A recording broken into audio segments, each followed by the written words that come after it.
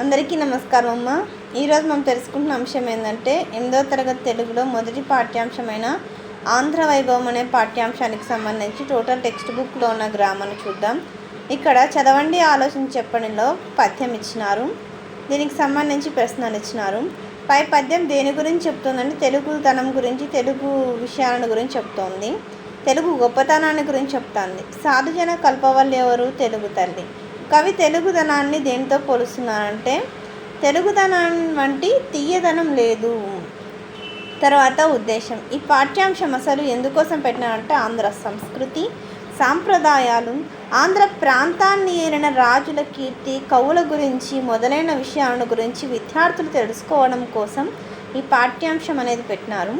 తర్వాత కవి పరిచయం. ఈ పాఠ్యాంశాన్ని రచించిన రచయిత పేరు కొండేపూడి లక్ష్మీనారాయణ గారు. ఇది ఆయనకు సంబంధించిన కవి పరిచయం.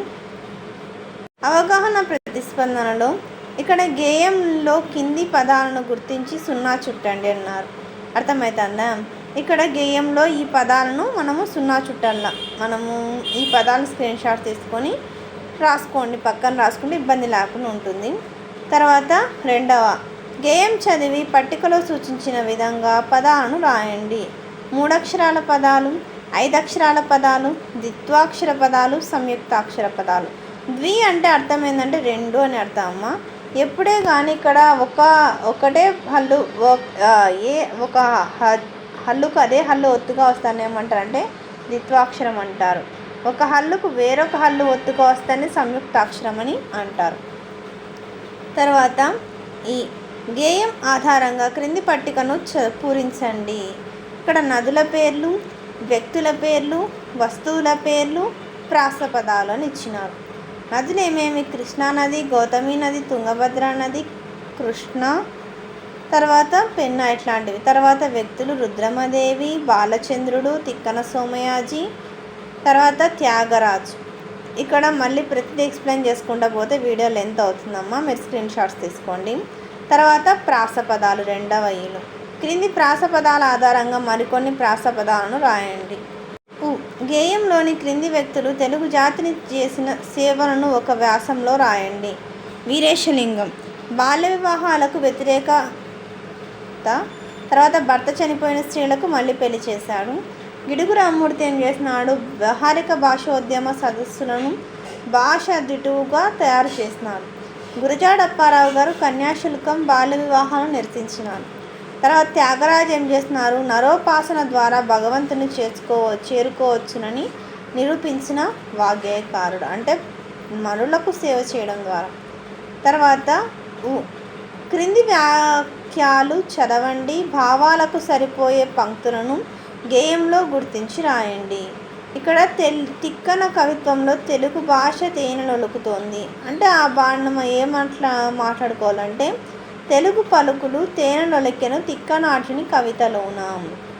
పాడి పంటలు సమృద్ధిగా లభిస్తాయి, పాడి పంటలు పొంగి పొరులుచుకొని మన దేశం ఉండగా. గురజాడ దేశం అంటే మనుషులని చాటి చెప్పాడు, దేశం అంటే మనుషులేనని చాటి చెప్పిన అప్పరాయుడు.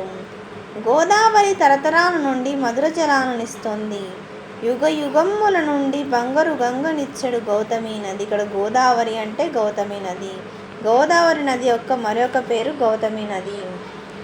ఇక్కడ ఒక పేరాగ్రాఫ్ ఇచ్చినారు, ఇచ్చిన పేరాను చదివి పట్టికను పూరించాల. నదుల పేర్లు, పర్యాటక స్థలాలు, చిత్రకారులు. తర్వాత క్రింది పేరాను చదివి ప్రశ్నలను తయారు చేయండి. ఈ పేరాగ్రాఫ్ చదివి ప్రశ్నలు తయారు చేయాలి. సాహిత్యం ఎటువంటిది? మనిషిని ఆనందపరిచే కళ ఏది? సాహిత్యాన్ని నిర్మించేది ఎవరు? సాహిత్యం ఏ కోశాన్ని మేల్కొల్పుతుంది? తర్వాత క్రింది కవితను చదివి ప్రశ్నలకు జవాబులు రాయండి. కవితను చదివిన తర్వాత ప్రశ్నలు. కవితలో ఉన్న నదుల పేర్లను రాయండి. గోదావరి, కృష్ణ. తోడబుట్టిన వాళ్ళు అనే అర్థాన్నిచ్చే పదం ఏది? తోబుట్టువులు అనే తోడబుట్టిన వాళ్ళు అనే అర్థాన్నిచ్చే పదం. పంటలను కవి దేనితో పోల్చారంటే బంగారముతో పోల్చాడు. వాహిని అంటే ఏమర్థము? నది అని అర్థం. తర్వాత ఇక్కడ ప్రశ్నలు ఇచ్చినారు. దీనికి సంబంధించిన సమాధానాలను ఇంతకుముందే మన ఛానల్లో నోట్స్ అప్లోడ్ చేస్తున్నానమ్మా. ఇంకా మీరు చూడకోకుంటే దయచేసి మన ఛానల్ని సబ్స్క్రైబ్ చేసుకొని లైక్ చేసి షేర్ చేసి మీ ఫ్రెండ్స్కు రిలేటివ్స్ అందరికీ సబ్స్క్రైబ్ చేసుకోమని చెప్పండి. నా ఛానల్ని సబ్స్క్రైబ్ చేసుకొని ప్రత్యక్షంగా పరోక్షంగా సపోర్ట్ చేసిన వాళ్ళందరికీ పేరు పేరున ప్రత్యేకమైన హృదయపూర్వక ధన్యవాదాలు. మీరు ఇంకా మీ ప్రేమ ఆదరాభిమానాలు ఆప్యాయత అనురాగాలు నా మీద మన ఈ ఛానల్ మీద ఎప్పటికిలాగానే ఉండాలని మనస్ఫూర్తిగా కోరుకుంటున్నాను. ఇప్పుడు భాషాంశాల్లోకి వెళ్ళిపోదాం. భాషాంశాల్లో ఏమిచ్చినారంటే క్రింది వాక్యాల్లో గీత గీసిన పదాలకు సరిపోయిన నానార్థాలను గుర్తించండి. కాలం అంటే సమయం నలుపు, దిక్కు అంటే దిశాశరణం, వ్యవసాయం అంటే కృషి ప్రయత్నం. క్రింది పదాలను వాటి నానార్థాలు ఉన్నాయి సరిగా జతపరిచి రాయండి. సీమ అంటే దేశము ప్రదేశము రాజ్యము. ఆడు అంటే నర్తించు చలించు పలుకు. పాడి అంటే క్షీరం ధర్మం న్యాయం. జాడ అంటే విధం ఆచూకీ దారి. తర్వాత కథనము అంటే యుద్ధం పోరాటం. క్రింది పేరాను చదివి ఇచ్చిన ప్రశ్నలకు పదాలకు పర్యాయ పదాలను రాయండి. రైతు అంటే హాలికుడు కృషివరుడు. భూమి అంటే ధరణి అవని. కరువు అంటే క్షామము ఆహార కొరత. మోదం అంటే సంతోషం ముదం. ఇల్లు అంటే గృహం నిలయం. సంతోషము అంటే సంతసము. ఇప్పుడు మనము ప్రకృతి వికృతులను చూద్దాం. దానినే ప్రకృతిని తత్వం అంటారు, వికృతిని తద్భవం అని అంటారు. క్రింది వాక్యాలలోని గీత గీసిన వికృతి పదాలను ప్రకృతి పదాలను రాయండి. ఆశ్చర్యం అచ్చరువు. కొంత అంటే ప్రాంతం. ఓగిరం అంటే ఆహారం. క్రింది వాక్యాలలో ప్రకృతి వికృతులను గుర్తించండి. బంగారం అంటే బృంగారం. సింహం అంటే సింగము. భాష అంటే భాష. హృదయం అంటే యద. కవిత అంటే కైతలు. పుస్తకం అంటే పొత్తము. బృంగారం బంగారం. భాష భాష. హృదయం యద.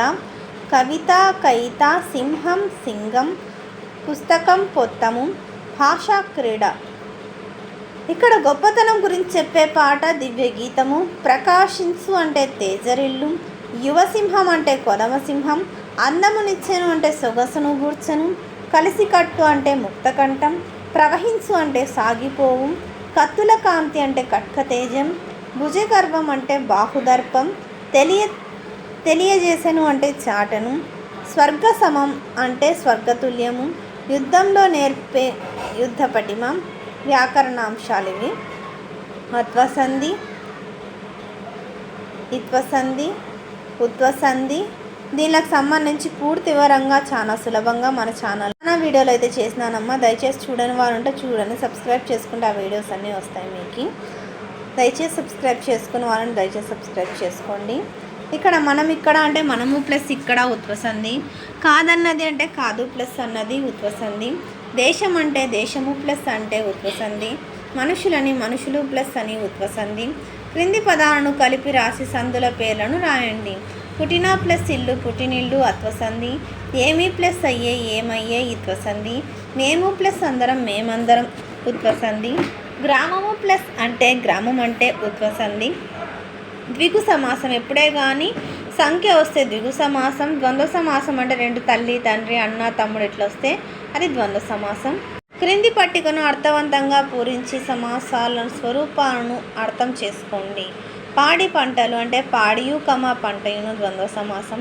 4 వేదాలు. ఇక్కడ 4 అనే సంఖ్య వచ్చింది కాబట్టి ఇక్కడ ఇది ద్విగు సమాసం అవుతుంది. సంఖ్య వస్తే ద్విగు సమాసం. 4 సంఖ్య గల వేదాలు ద్విగు సమాసం. సిరి సంపద. ఇక్కడ సిరి 1 సంపద 2 వచ్చినాయి కాబట్టి ద్వంద్వ సమాసం. తర్వాత 6 కోట్లు. 6 అనేది కూడా సంఖ్య కాబట్టి ద్విగు సమాసం. తర్వాత క్రింది వాక్యాలలో గీత గీసిన పదాలకు విగ్రహ వాక్యాలను రాసి సమాసం పేర్లను రాయండి. తల్లిదండ్రులు తల్లియును తండ్రియును ద్వంద్వ సమాసం. నలుదిక్కులు 4 దిక్కులు ద్విగు సమాసం. అన్నదమ్ములు అన్నయును తమ్ముడుయును ద్వంద్వ సమాసం. అష్టదిక్పాలకులు. అష్ట అంటే 8 సంఖ్య గల దిక్పాలకులు. 8 అయిన దిక్పాలకులు సంఖ్య వచ్చింది కాబట్టి ద్విగు సమాసం. ఈ ప్రత్యయాలు విభక్తులమ్మ. ఖచ్చితంగా మీకు సమాసాలు రావాలంటే విభక్తి ప్రత్యయాలు నేర్చుకుంటేనే మీకు సమాసాలు అనేటివి వస్తాయి. ఖచ్చితంగా ప్రతి ఒక్కరికి కూడా నిద్రలో లేపడినా కూడా ప్రత్యయాలు విభక్తులు రావాలి. ఇక్కడ విభక్తులకు సమానం డూము ఊలు ప్రథమ విభక్తి, నిన్నులను కూర్చి గురించి ద్వితీయ విభక్తి, శతంచేన్ తోడంతో తృతీయ విభక్తి, కొరకుంకై చతుర్థి విభక్తి, వలన్ కిన్కున్ యొక్క లోన్ లోపలన్ షష్ఠీ విభక్తి, వలనన్ కంటెంట్ పట్టి పంచమి విభక్తి, అందున్నన్ సప్తమి విభక్తి. ఇక్కడ ఈ దీనికి సంబంధించినవి వచ్చినాయి కాబట్టి ఈ విభక్తులకు సంబంధించినవి ఆ విభక్తి మనం చెప్పుకుంటాం. తర్వాత రు క్రింది వాక్యాలలో గీత గీసిన ప్రత్యయాలు ఏ విభక్తికి చెందినవో రాయండి. ఇక్కడ గుర్చి గురించి ద్వితీయ విభక్తి, నిన్ను గుర్చి ద్వితీయ విభక్తి, శతంచేన్ తోడంతో తృతీయ విభక్తి, కొరకుంకై చతుర్థి విభక్తి, ఓ ఓయి ఓరి ఓసి సంబోధన ప్రథమ విభక్తి. అందరికీ ధన్యవాదాలమ్మా. ఇంకా మన ఛానల్ సబ్స్క్రైబ్ చేసుకుని వాళ్ళు ఎవరు దయచేసి సబ్స్క్రైబ్ చేసుకొని లైక్ చేసి షేర్ చేసి మీ ఫ్రెండ్స్కు రిలేటివ్స్ అందరికీ సబ్స్క్రైబ్ చేసుకోమని చెప్పండి. నా ఛానల్ని సబ్స్క్రైబ్ చేసుకొని ప్రత్యక్షంగా పరోక్షంగా సపోర్ట్ చేస్తున్న వాళ్ళందరికీ పేరు పేరున ప్రత్యేకమైన హృదయపూర్వక ధన్యవాదాలు. అందరికీ ధన్యవాదాలు. దయచేసి వీడియోని మాత్రం స్కిప్ చేయండి.